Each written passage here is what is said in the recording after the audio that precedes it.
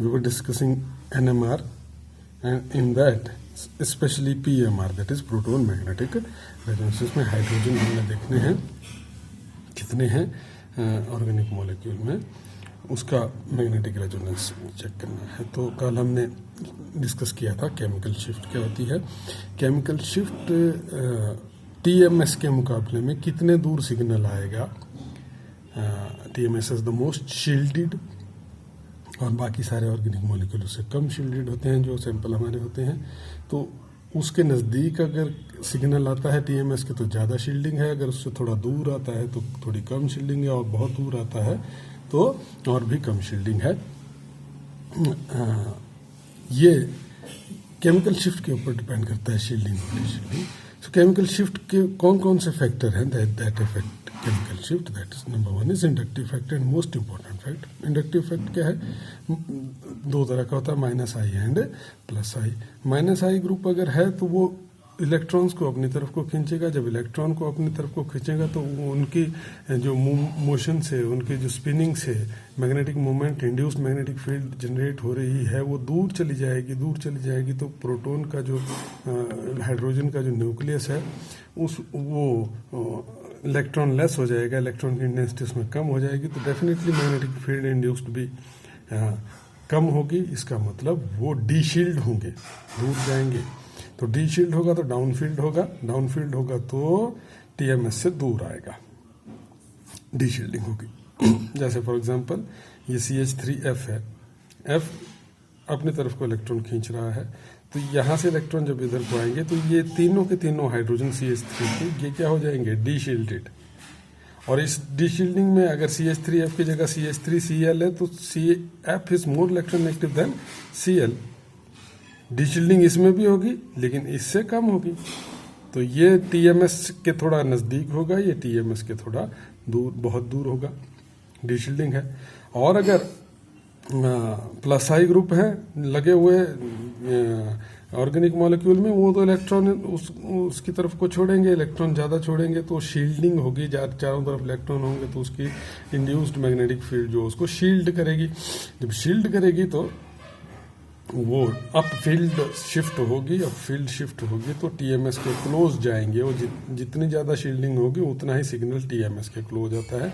देखिए इस तरह का जब भी आप ग्राफ लेते हैं NMR में जो स्पेक्ट्रम आता है, सबसे लास्ट में आती है TMS की पीक, रेफरेंस पीक है ये, दिस इज मोस्ट शील्डेड।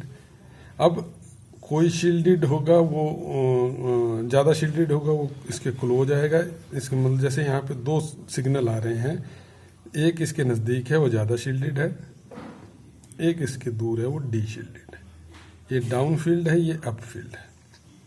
तो इस तरह से ये है शील्डिंग। और तो एक ही जगह सब प्रोटॉन के सिग्नल नहीं आएंगे, अलग अलग जगह आएंगे। इससे हमें पता लग जाएगा कि कितने सेट ऑफ प्रोटॉन्स उसमें हैं और मॉलिक्यूल में, और उसकी स्ट्रक्चर का हमको पता लग जाता है। ठीक है। दूसरा होता है एनाइसोट्रोपिक इफेक्ट। एनाइसोट्रोपिक इफेक्ट भी केमिकल शिफ्ट को अफेक्ट करता है, लेकिन सारे मॉलिक्यूल्स में नहीं, छोटे मॉलिक्यूल्स में तो बिल्कुल भी नहीं। बहुत बड़े मॉलिक्यूल हैं, इनकी चेन इधर से उधर को घूमी हुई है, एक कोना दूसरे कोने के आसपास अगर पहुंच रहा है उसका, तो उसमें शील्डिंग और डी शील्डिंग हो सकती है because of induced magnetic field in other part of molecule through space के थ्रू होगी ये। ठीक है, बिग मॉलिक्यूल में होती है। और हाइड्रोजन बॉन्डिंग से भी डी शील्डिंग होती है। Hydrogen bonding causes, greater is the magnitude of hydrogen bonding, greater will be the D shielding. D shielding का मतलब क्या होता है, डाउन फील्ड आएगा, TMS से दूर जाएगा। ठीक है। पोजीशन ऑफ PMR सिग्नल, ये अपने आप ही जब एक से ज़्यादा नॉन इक्विवेलेंट, जैसे ये एग्जांपल लिया है, एक बेंजीन है, टोलुइन है, एक CH3, तो दो सेट ऑफ इक्विवेलेंट प्रोटॉन हो गए। इन तीनों का एनवायरनमेंट सेम, ये इक्विवेलेंट प्रोटॉन एक सेट बना। ये जो 5 इसमें है, 1 2 3 4 5, इनका एनवायरनमेंट सेम। अब देखिए ये जो फिनाइल ग्रुप है, -I इफेक्ट क्रिएट करता है, और इसके पाई इलेक्ट्रॉन जो हैं वो इस तरह से इंड्यूस होते हैं कि ये वाले जो हाइड्रोजन हैं इनकी डी शील्डिंग होती है। इस रिंग के पाई इलेक्ट्रॉन की वजह से इनकी डी शील्डिंग होती है, तो ये दूर जाएगा।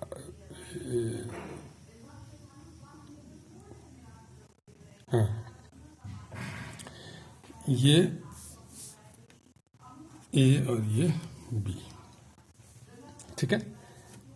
और ये 3 हाइड्रोजन का दूर जाएगा इससे डी शील्डेड वाला, और ये 5 का इसके क्लोज आएगा शील्डेड वाला, ठीक है।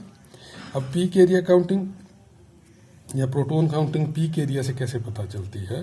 पीक इंटेंसिटी क्या होती है? Not only height off peak but also area under the peak, कितना एरिया इस पीक के अंदर है, ठीक है, जो कि डायरेक्टली प्रोपोर्शनल होती है नंबर ऑफ इक्विवेलेंट प्रोटॉन्स के, नंबर ऑफ इक्विवेलेंट प्रोटॉन्स के वो बराबर होती है, ठीक है।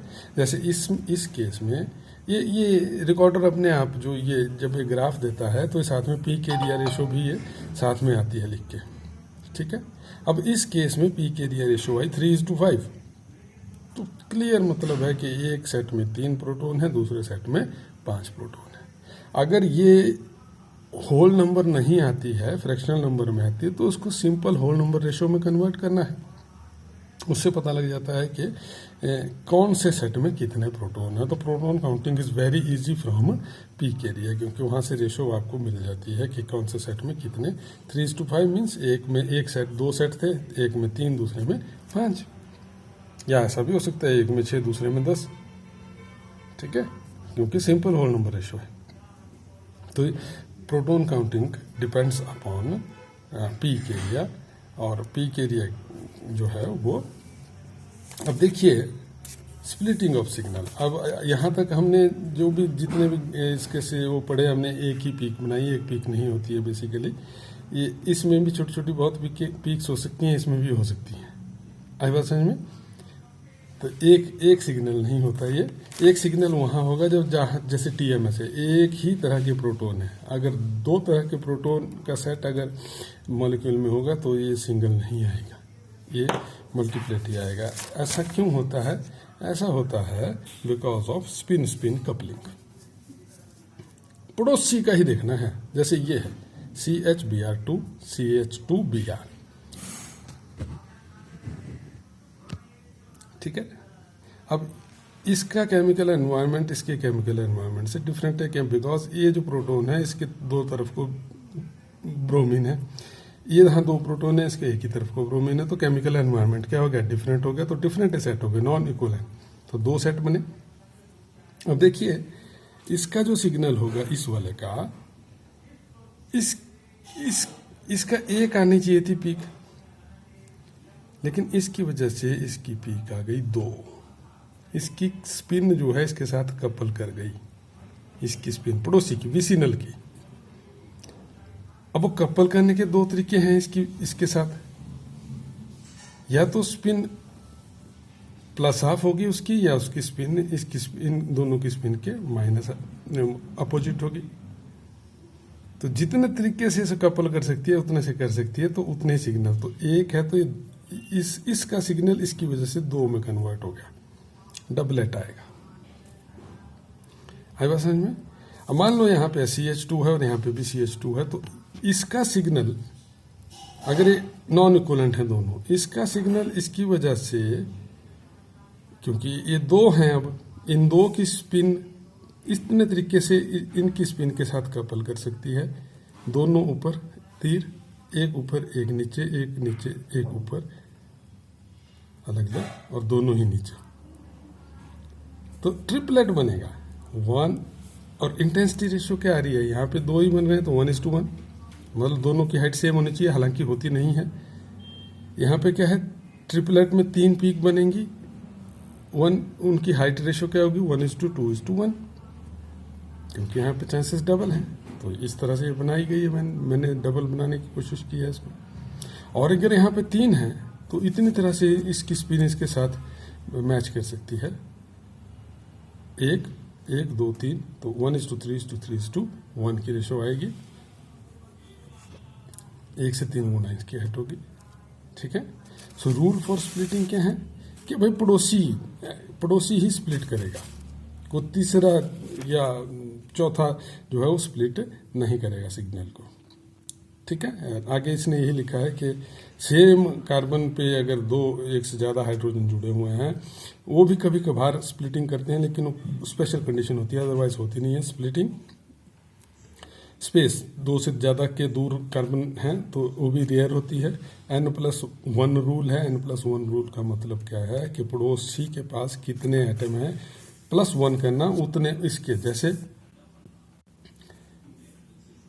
इसकी स्प्लिटिंग अगर ये करेगा तो इसके पास हैं 2 हाइड्रोजन, तो n हो गया 2, 2 + 1, n+1 रूल है। तो इसका सिग्नल 3 पीक का आएगा इसका, और इसका कितना आएगा, यहाँ पे पड़ोसी है, 1 हाइड्रोजन है, n हो गया 1, नंबर ऑफ हाइड्रोजन है, n+1, तो इसका सिग्नल डबलेट आएगा, और इसका सिग्नल इसकी वजह से डबलेट आएगा, और इसका सिग्नल इसकी वजह से ट्रिपलेट आएगा। आई बात समझ में? ये है। और इंटेंसिटी ऑफ पीक जो है वो जैसे मैंने यहाँ पे निकाली कि डबलेट में होगी 1:1, ट्रिपलेट में होगी 1:2:1।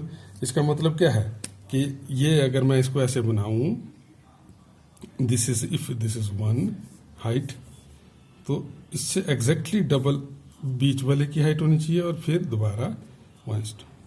और ट्रिपलेट में क्या होनी चाहिए, ए, फिर 3 गुणी इससे 1:3, 3:1। पर ये ऐसा होता नहीं है। जनरली अंदर वाली पीक की हाइट थोड़ी सी ज़्यादा होती है एक्सपेक्टेड। समझना मेरी बात को? ये होता है। तो यही यहाँ पे लिखा है, intensity of multiplet peak. Multiplet peak, एक मल्टीप्लेट जो है ट्रिपलेट है या क्वार्टेट है या 5 पीक वाला है, उनकी जो एक्सपेक्टेड हाइट होती है वो क्या होती है, एक्सपेक्टेड हाइट होती है ये, लेकिन होती है क्या है कि अंदर वाली जनरली ज़्यादा होती है। और इन एक मल्टीप्लेट के अंदर एक 2 हाइट लाइन के बीच के स्पेस को कपलिंग कांस्टेंट बोलते हैं। क्या बोलते हैं इसको? Coupling constant. इसको हर्ट्ज में एक्सप्रेस करते हैं। 1 नंबर में क्वेश्चन पूछा जा सकता है, व्हाट इज कपलिंग कांस्टेंट। तो I think the theory part of NMR is over now. आगे इसकी एप्लीकेशंस आएंगी, लेकिन वो तभी आएंगी जब आप इसको ढंग से पढ़ेंगे। अब अगर तो क्लास होती तो हम प्रैक्टिस करते उसको ढंग से, लेकिन यहाँ पे हो नहीं पाएगा, सारा ऑनलाइन ही कार्यक्रम है।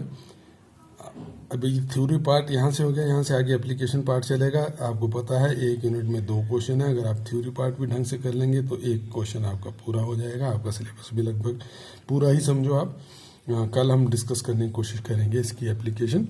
तो विद दिस कल के बाद ये ख़त्म ही समझो आप आपका सिलेबस, सैकड़ों को छोड़ के, सैकड़ों का फिर कराएंगे इसके बाद। Okay, thank you.